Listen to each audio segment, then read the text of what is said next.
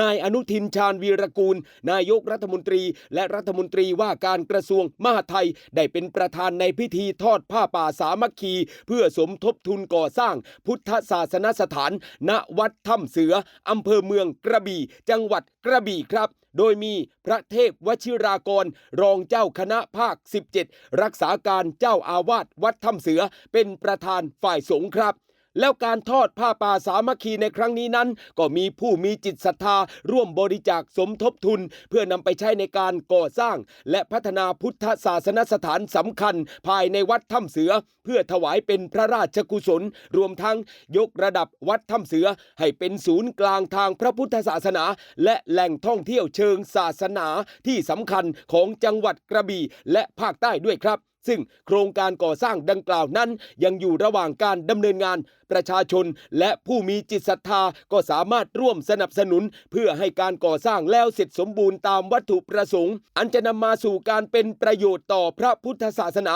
และสาธารณชนต่อไปนั่นเองครับพี่น้อง